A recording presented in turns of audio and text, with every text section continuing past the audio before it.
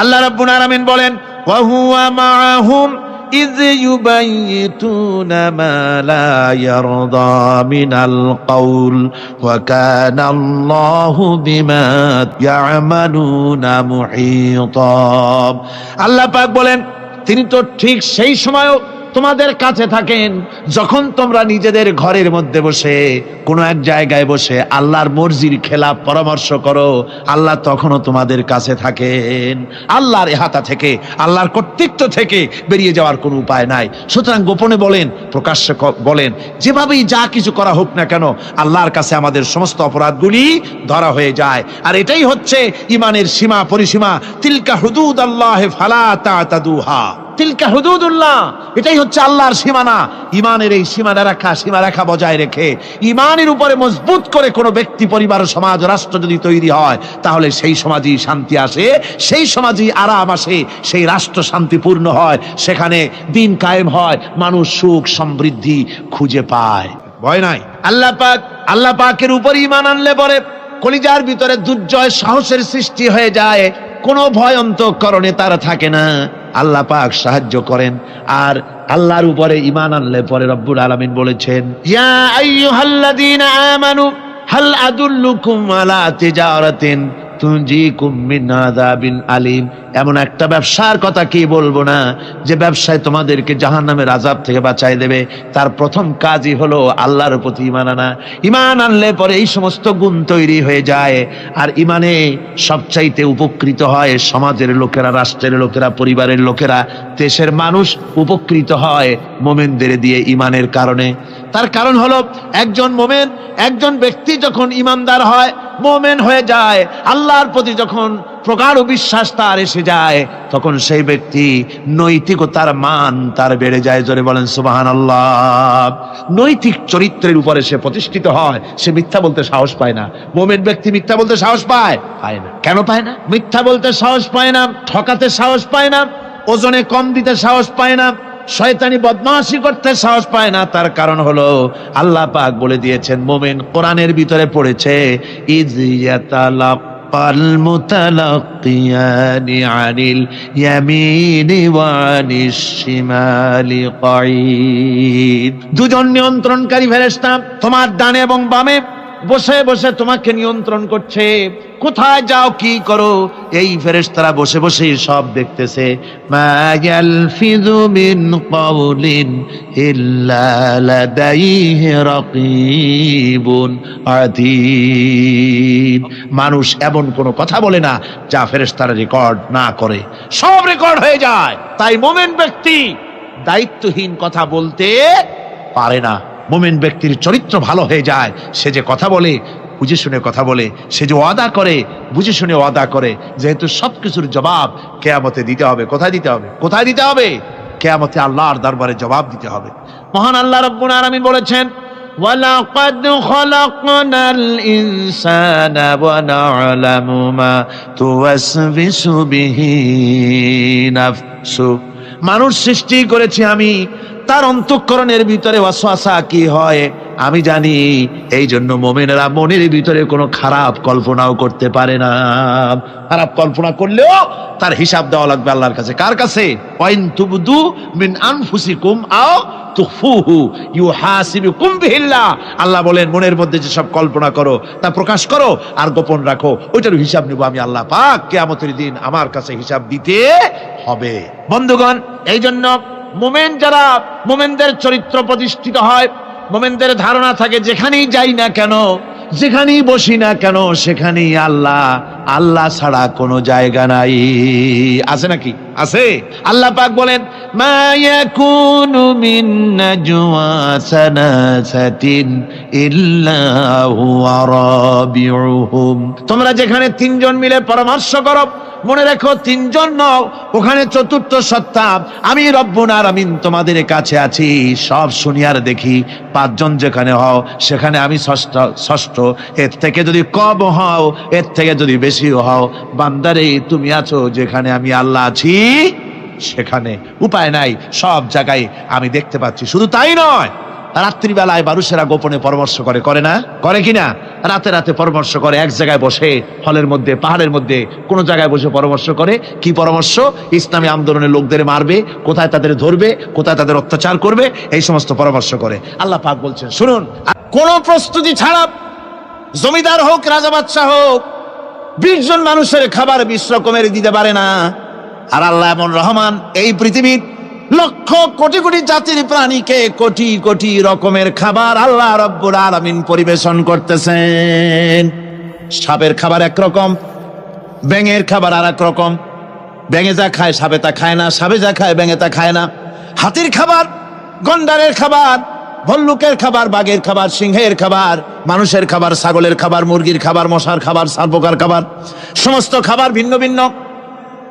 আবার সমস্ত খাবারের মজা আল্লাহ রাব্বুল আলামিন আলাদা আলাদা করে দিয়েছেন। এমন রহমান, আপনার পেট ভরবেন শুধু স্বাস্থ্য বাড়াবার জন্য, পেট ভরে খাওয়া দরকারটা ছিল। আল্লাহ পাক দেখলেন যে না, শুধু পেট ভরলে তো এরকম খাইতে চাইবে না, তাই আল্লাহ রাব্বুল আলামিন জিহ্বা দিয়ে দিলেন যাতে করে মজা লাগে আর খায়। সব রকমের মজা, এক এক গোশতে, এক এক মাছে, এক এক তরকারিতে এক এক রকম মজা। না, সব রকম মজা, সব একরকম মজা, ভিন্ন ভিন্ন রকমের মজা। আল্লাহ পাক বলেন, আমি রহমান, দেখো আমি কিভাবে খাওয়াই। ওয়া কাইয়্যিম মিন দাব্বাতিন লা তাহমিলু রিজকুহা আল্লাহু ইয়ারযুকুহা ওয়া ইয়্যাকুম। এই পৃথিবীতে এমন অনেক বিচরণশীল জীব আছে, যে জীবীরা, যে প্রাণীরা নিজের জন্য কোনো সঞ্চয় করে না, সঞ্চয় করে শুধুমাত্র পৃথিবীর মানুষ। আর পিঁপড়ায় কিছু সঞ্চয় করে। অন্যান্য বহু প্রাণী আছে যাদের কোনো সঞ্চয় নাই। কি বলেন, পাতিশিয়ালের কোনো ব্যাংকে অ্যাকাউন্ট আছে নাকি? না। শীতের মৌসুমে পাতিশিয়াল আইসা ব্যাংকের ম্যানেজারকে বলে না যে কয়েকটা মুরগি আনছি, আমার নামে একটা অ্যাকাউন্ট ওপেন করেন, বৃষ্টির সময় আমি যেন ওগুলো উঠাইয়া পাইকারি দরে খাইতে পারি। ওর কোনো খাবার নাই, সঞ্চয় নাই। এ ধরনের পাখির সঞ্চয় নাই, পশুর সঞ্চয় নাই। মহান আল্লাহ রাব্বুল আলামিন তিনি বলছেন, সকাল বেলায় পাখি তার বাসা দিয়া ক্ষুধার্ত পেট নিয়ে পাখিগুলি উড়ে চলে যায়। সাপ তার গর্ত থেকে বের হয় খালি পেটে, পাতি শ্রীগল খালি পেট নিয়ে গর্ত থেকে বেরিয়ে যায়। তিমির মতো অত বড় প্রকাণ্ড প্রাণী, হাতির মতো প্রকাণ্ড প্রাণী, গরিলা, শিম্পাঞ্জি, ওরাংওটাং, পিঁপড়া থেকে শুরু করে নিয়ে প্রকাণ্ড তিমি পর্যন্ত সমস্ত প্রাণীগুলি সকালবেলায় খালি পেটে বেরিয়ে যায়।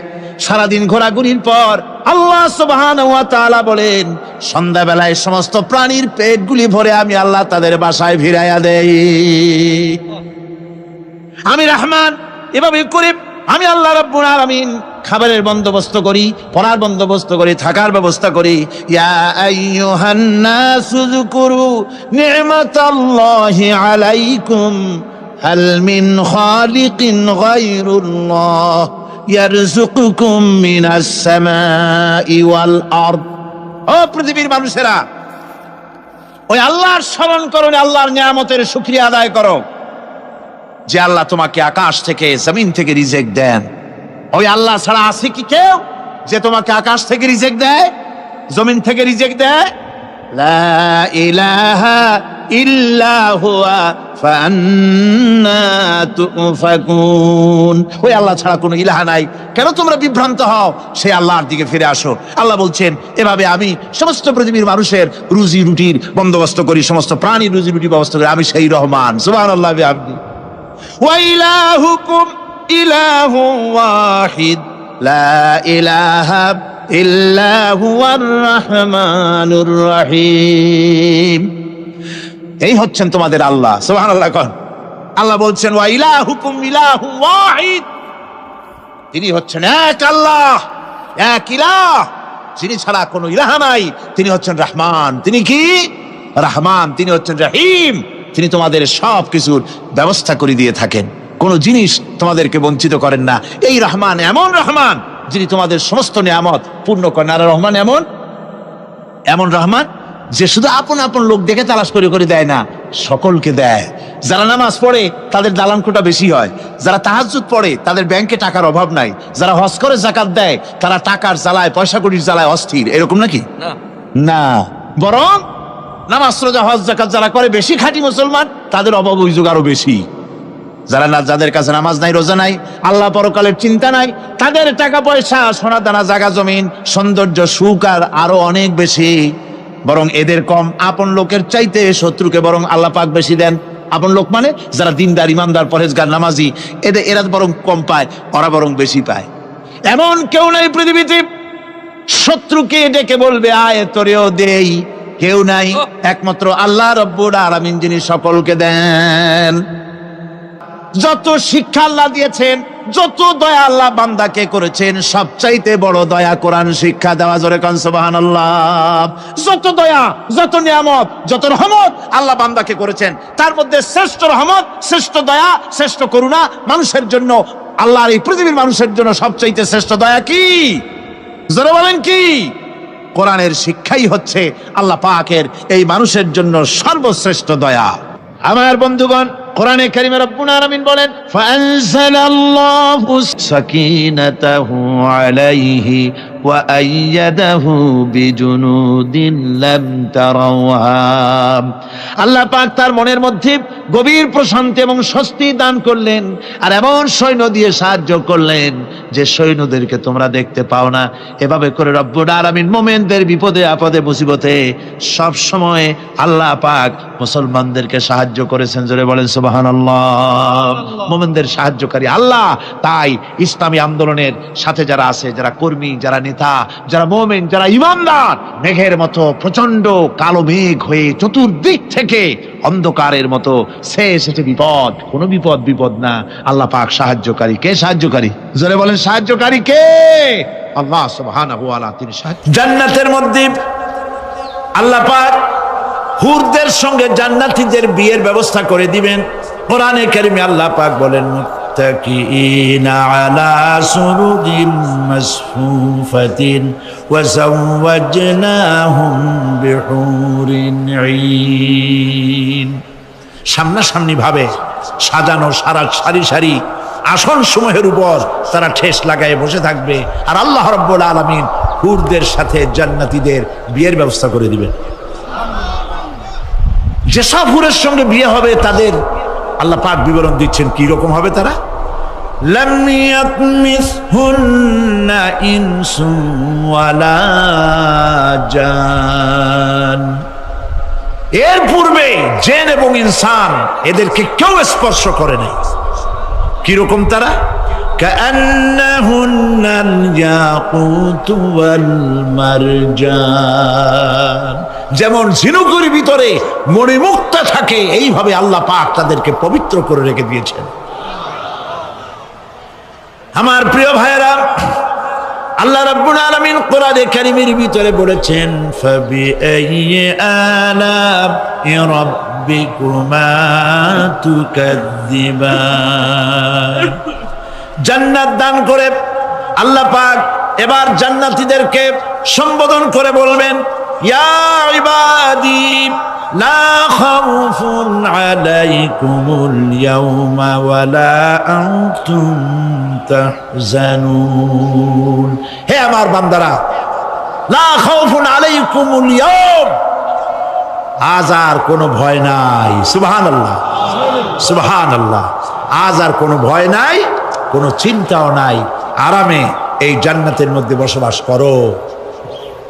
এরপরে আল্লাহ পাক জিজ্ঞেস করবেন, ও আমার জান্নাতীরা, আমি যেসব ওয়াদা করছিলাম আমার ওয়াদা মোতাবেক সমস্ত নিয়ামত পেয়েছো? তারা বলবে হ্যাঁ পেয়েছি, সব নিয়ামত আপনার ওয়াদা মোতাবেক সব পেয়েছি। আল্লাহ রাব্বুল আলামিন বলবেন সব পাও নাই, ওয়ালাদাইনা মাজিদ, আমার কাছে আরো বেশি আছে। সুবহানাল্লাহ, আমার কাছে আরো বেশি আছে। জান্নাতীরা বুঝবে না সে আরো বেশিটা কি, এর থেকে আর বেশি কি। প্রিয় ভাই সব, নবী করিম সাল্লাল্লাহু আলাইহি সাল্লাম বলেছেন জান্নাতের সুখ আর শান্তি কোন চোখ নাই যা দেখেছে, যা কোন অন্তঃকরণ নাই যা কল্পনা করতে পেরেছে। এই জান্নাত মুত্তাকিদের জন্য আল্লাহ রাখছেন। সুবহানাল্লাহ। জান্নাতীরা ভাবতেও পারবে না সেই নিয়ামতগুলি কি। সেই মুহূর্তে আল্লাহর নবী মুহাম্মদুর রাসূলুল্লাহ সাল্লাল্লাহু আলাইহি ওয়াসাল্লাম বলবেন রব্বুল আলামিন আমার উম্মতেরা জান্নাতীরা বুঝতে পারে নাই আপনার কাছে কি নিয়ামত আরো বেশি আছে। আমার এই উম্মতেরা জান্নাতীরা আপনার ওয়াদা মোতাবেক সব পেয়েছে, কিন্তু একটি জিনিস এখনো তাদের কিসমতে হয় নাই। সেই জিনিসটা হলো, যারা তার রবকে না দেখে শুধু কোরআন আর হাদিসের কথা শুনে আরবের ঘুম হারাম করে তাহাজ্জুদের নামাজ আদায় করেছিল, চোখের পানি ফেলেছিল, যারা জান্নাত দেখে নাই, জাহান্নাম দেখে নাই, আপনাকে ভয় করে যারা জীবন পরিচালনা করেছিল, যারা আপনাকে দেখে নাই, না দেখে শুধু কোরআন হাদিস বিশ্বাস করে যারা অকাতরে নিজেদের জীবন বিলায় দিয়েছিল, এই জান্নাতীরা এখন পর্যন্ত তার রবকে দেখতে পারে নাই। আল্লাহ রাব্বুল আলামিন তার সামনে থেকে ৭০,০০০ পর্দা সরে যাবে। আল্লাহ পাক বান্দাদের আরজি পুরা করার জন্য জান্নাতীদের সামনে তিনি জালোয়া ফরজ হবে। কোরআন শরীফের ভিতরে আল্লাহ পাক বলেন, জান্নাতীরা তারা আল্লাহর দিকে, জান্নাতীরা তার রবের দিকে তাকিয়ে থাকবে, আর রব তার বান্দাদের দিকে তাকায়া থাকবে। প্রাণ ভরে জান্নাতীরা রবকে দেখবে, সুবহানাল্লাহ, আল্লাহ পাককে দেখবে। প্রাণ খুলে আজ দোয়া করি রব্বুল আলামিন, জান্নাতের যেই পরিবেশে, যেই জায়গায় তুমি দয়া করে তোমার গোলামদেরকে তুমি নিজেই দর্শন দিবে, দেখা দিবে। মনিব গো, ও আমাদের রব, আজ এই বিশাল জনসমুদ্র নিয়ে তোমার দরবারে আবেগ ভরা কণ্ঠে বলি, যেই অনুষ্ঠানটি তুমি এমন মুবারক অনুষ্ঠান করবে যেখানে তুমি জান্নাতীদেরকে দেখা দিবে, ওই জান্নাতের কোনো একটি, ওই অনুষ্ঠানের কোনো একটি কোনায় কানায় আমাদেরকেও দাঁড় করাইয়া দেখার তো। আল্লাহ রাব্বুল আলামিন মানুষের সামনে এত সব নিয়ামত রেখেছেন, এই জান্নাত দান করবেন। এরপরে আল্লাহ রাব্বুল আলামিন কোরআনে কারীমের মধ্যে বলেছেন, রব্বিস সামাওয়াতি ওয়াল আরদি ওয়া মা বাইনাহুমার রহমানি লা ইয়ামলিকুনা মিনহু খিতাবা। এসব পুরস্কার রয়েছে তোমাদের সেই রবের পক্ষ থেকে যিনি আকাশ আর জমিনের মালিক। সুবহানাল্লাহ বলবেন না? যার সামনে কথা বলার ক্ষমতা কারো হবে না। এটি একটি মারাত্মক কথা।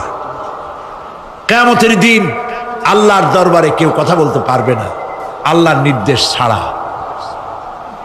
একটি আকীদা পরিষ্কার করে নিয়ে যান আপনাদের।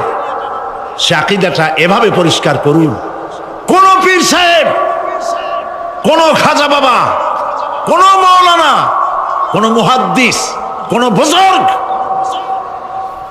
আপনাকে সুপারিশ করতে পারবে না যদি না আল্লাহ পাক তাকে কথা বলার তৌফিক না দেন। মনে থাকবে এটা। আয়াতুল কুরসির ভিতরে আমরা পড়ি, মান যাল্লাযী ইয়াশফাউ ইনদাহু ইল্লা বিইজনিহি। আল্লাহ পাক বলেছেন কিয়ামতের দিন আল্লাহর দরবারে কার সাহস আছে কথা বলতে পারে? মান যাল্লাযী ইয়াশফাউ ইনদাহু ইল্লা বিইজনিহি। আল্লাহর অর্ডার ছাড়া, হুকুম ছাড়া আল্লাহর সামনে কথা বলার সেদিন কেউ থাকবে না। সুবহানাল্লাহ। কেউ কথা বলতে পারবে না। সুপারিশ করতে হবে আল্লাহ যারে বলেন তুমি করো, অমুকের জন্য করো, সেই ব্যক্তি শুধু তার জন্যই করতে পারবে, আর কেউ কথা বলতে পারবে না। সেই কঠিন হাসরের ময়দান, যেদিন শুধুমাত্র আল্লাহ পাক কথা বলবেন, আর যারে বলতে বলবেন সেই কেবলমাত্র বলতে পারবে। সুপারিশ এটি আল্লাহ পাক কিয়ামতে পারমিশন দিলে বলা যাবে। হযরত ইব্রাহিম আলাইহিস সালাম কিয়ামতের দিন তার নিজের পিতা সম্পর্কে সুপারিশ করবেন, রব্বুল আলামিন আমার আব্বার জন্য সুপারিশ করতেছি, মেহেরবানি করে জাহান্নাম থেকে তারে আপনি রক্ষা করুন। আল্লাহ রব্বুল আলামিন বলবেন, ইব্রাহিম তোমার সুপারিশ মঞ্জুর হবে না। প্রিয় ভাই সব, একটু মাথা খাটান, চিন্তা করেন। উলুল আযম পয়গম্বর, জাতির পিতা। কে জাতির পিতা? চিল্লায় বলুন, কলিজা সাফ করে ফেলুন। মুসলমানদের জাতির পিতা হাফিজ আমি কেউ হতে পারে না।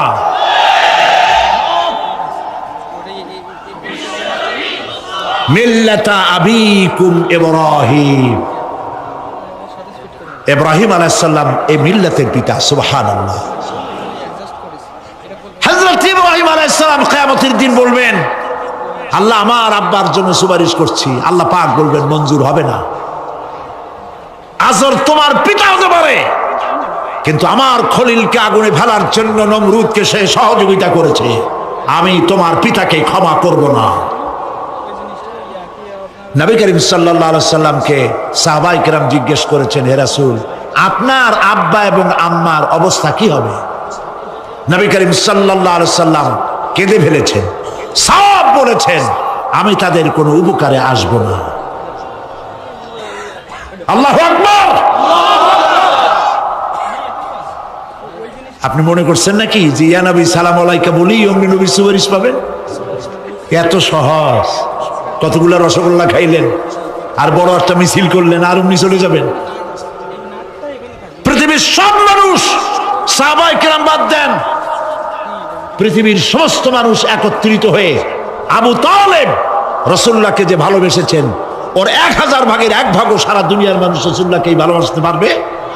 পারবে? নিজের ছেলে আলীকে, আলী রাদিয়াল্লাহু তাআলা আনহুকে আলাদায় বিছানায় শোয়াইয়া, ছোট্ট মানুষ হযরত আলী আলাদা জায়গায় রাখিয়া মুহাম্মদুর রাসূলুল্লাহ সাল্লাল্লাহু আলাইহি ওয়াসাল্লাম এতিম মানুষ তারে কলিজার সাথে বুকের মধ্যে আশ্রয় করে দিয়ে আগলে রেখেছেন বুক ভরে। সেই আবু তালেব মৃত্যুর সময় নবী করিম সাল্লাল্লাহু আলাইহি ওয়াসাল্লাম বলেছিলেন, চাচা একটি বার আমার কানে তাওহীদের কালেমা শোনায় দেন। আবু তালেব, তার কিসমতে ছিল না কালেমা। মরে যাওয়ার পর একজন সাহাবী বলেছিলেন, ইয়া রাসূলুল্লাহ, মৃত্যুর সময় আবু তালেবের মুখ আমি নড়তে দেখেছি, তিনি কালেমা পড়েছেন সম্ভবত। রাসূলুল্লাহ সাফ বলেছেন, আমি শুনি নাই। এত ভালোবাসার পরেও হাদিস শরীফে এসেছে আবু তালেব জাহান্নামে যাবে। কোথায় যাবে? জাহান্নামে। সবচাইতে কম আযাব হবে কার? আবু তালেবের। কম আযাবটা কি? হাদিস শরীফে এসেছে কম আযাব হলো জাহান্নামের আগুন দিয়ে এক জোড়া জুতা তৈরি করে আবু তালেবের পায়ে পরিয়ে দেওয়া হবে। সেই জাহান্নামের আগুনের তৈরি করা জুতার তাপে আবু তালেবের মাথার ঘিলুগুলো টকবক করে বউ পড়তে লাগবে। এত ভালোবেসে যদি কিয়ামতে উপায় না হয়, আপনি ইয়া নবী সালাম আলাইকা, ইয়া রাসূল সালাম আলাইকা, আর কতগুলো জিলাপি খাইলেন, বড় একটা মিছিল করলেন। প্রিয় ভাই সব, এইসব বেদাত ছাড়ুন, এগুলি সুস্পষ্ট বিদআত। রাসূলুল্লাহকে ভালোবাসবেন, সাহাবীরা যেভাবে ভালোবেসেছেন ওইভাবে ভালোবাসবেন। আল্লাহ রাব্বুল আলামিন বলেন, যালিকাল ইয়াউমুল হক ফামান শাআ আত্তাখাযা ইলা রাব্বিহি মাআবা। এই দিনটি অবশ্যই আসবে, সেদিনটি নিশ্চিতভাবে আসবে। আর এখন যার ইচ্ছা সে তার রবের দিকে অগ্রসর হোক। ইন্না আনজারনাকুম আযাবান করিবান ইয়াওমা ইয়ানজুরুল মার'উ মা কদ্দামাত ইয়াদাহু ওয়া ইয়াকুলুল কাফিরু ইয়া লাইতানি কুনতু তুরাবা। ইন্না আনজারনাকুম আযাবান করিবা, খুব নিকটবর্তী একটি আযাব সম্পর্কে আমি তোমাদেরকে সতর্ক করে দিলাম। কে বলতেছেন? আল্লাহ পাক। লক্ষ্য করুন আল্লাহ কি বলছেন, খুব নিকটবর্তী একটি কঠিন শাস্তি, আযাব, অর্থাৎ কিয়ামত, এ সম্পর্কে আমি তোমাদেরকে সতর্ক করে দিলাম। ইয়াউমা ইয়ানজুরুল মার'উ মা কদ্দামাত ইয়াদাহু, সেদিন প্রত্যেকটি লোক যা সে পাঠিয়ে দিয়েছিল এখানে, অর্থাৎ যা করেছিল সেগুলি সে দেখতে পাবে। আর তখন ওয়ায়াকুলুল কাফিরু ইয়া লাইতানি কুনতু তুরাবা।